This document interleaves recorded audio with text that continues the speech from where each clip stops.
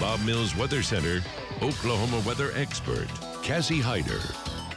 All right, we're doing pretty well with the weather tonight. But Yeah. I know that 10 years ago today, though, we had this major tornado as well. Yeah, it was a huge event. I mean, I wasn't in Oklahoma yet. I actually got here in 2014, so the year after. But, you know, since then, obviously, I've learned just so much about what happened that day. And I was actually in Illinois watching the coverage from both of those days. I think a lot of the country was, honestly. Especially when it hit schools. I mean, everybody's hearts just sank. Absolutely. And I just remember seeing the helicopter footage as well from both of those days, May 19th and May 20th. And we do have some video from that day. And yeah, you can see that's just one of the several tornadoes that hit in central Oklahoma. Again, it was a handful of tornadoes and a couple of really strong ones, unfortunately, as well. We ended up having one EF4, we had an EF3, and we had several EF1s and an EF2 in a couple of different locations. But yeah, it was a terrible day that day, obviously. Let's go ahead and go to links 1 and kind of show you where the storms ended up, at least here in central Oklahoma. So the EF4, that's the path right there. So it was East Norman. It ended up in Bethel Acres, and at some point you can kind of see the red there. That's when it was at its worst, and that's when that intensity was at EF4. And we ended up having 2 loss of lives and 10 injuries. We also had the EF3, and that was the Kearney tornado that, it moved all the way up into parts of central Lincoln County. But horrible day, and unfortunately the next day was pretty bad as well. We're going to talk all about that tomorrow on that anniversary. But you know, today was quieter. We did have some rain and storms. In fact, we had storms early this morning, again later in the afternoon for at least parts of the state. But in Action Live, it is very quiet right now. Now we are starting to see pockets of drizzle in parts of central Oklahoma and also a little bit of fog developing. But over the past couple of days, really over the past several days, we've just had so much rain. But finally, over the past 24 to almost 48 hours at this point, we've had some rain and storms finally in western and northwest Oklahoma, and that's the area where we've desperately needed it. We ended up with another inch here in Oklahoma City, and some storms as they strengthened earlier this evening dumped quite a bit of rain in the southeast as well. We ended up with highs in the upper 70s in Oklahoma City, 60s and 70s across north, but we had lots of 80s and 90 degrees earlier today.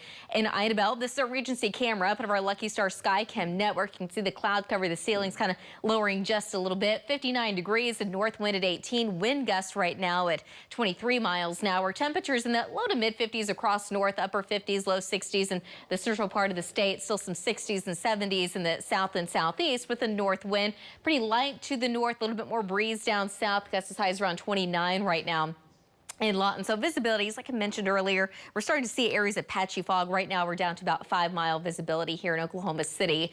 As we go through the next several hours, the storm will continue to move east away from us. The high pressure is building into the north. I don't think we're going to get rid of that cloud cover completely, but this weekend certainly looking drier. It's looking nicer and warmer temperatures back into the 70s. However, as we get into Sunday night, we will have to watch some storms that could move into the panhandle. And then next week, Monday right now looks dry for most of us, but storm chances certainly do return. In fact, we're going to be more of in a northwest flow. What that means for us is we're going to have some waves move in out of the northwest, and they're going to keep on coming down into Oklahoma. So we're going to have several chances of rain later next week. But as we get into Memorial Day weekend, it's starting to look a lot drier. It's also looking warmer.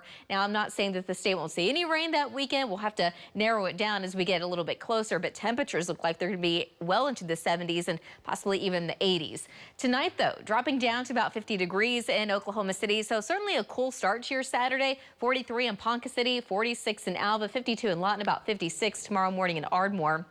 But tomorrow afternoon, temperatures should be back in the low 70s, 70 in Stillwater, 73 in Alva, 76 in Hobart, 77 tomorrow afternoon in Altus. You see the north wind between about 10 to 20 miles an hour. So I think we will have a little bit of a breeze from time to time in central Oklahoma, a little less wind to the north and west. And then as we get into Sunday, that was now trying to shift a little bit more to the east. It's going to be a pretty light wind. I think we're going to see a little bit more cloud cover, though, but temperatures still look warm. Highs in the mid-70s in Oklahoma City, upper 70s in Alva, 80 in Woodward, 80 degrees in Hobart, and 81 Sunday afternoon in Altus. And as of right now, I'm keeping that moderate chance of rain and storms in the panhandle, but far western Oklahoma along the Texas and Oklahoma border, I think there's going to be a slight chance some storms actually make it that far east. So your 9-day over the next few days for Oklahoma City, or at least all of the metro, we're looking dry. Temperatures warming up into the upper 70s by Monday, but next week we will have several chances of rain and storms. Guys, back to you.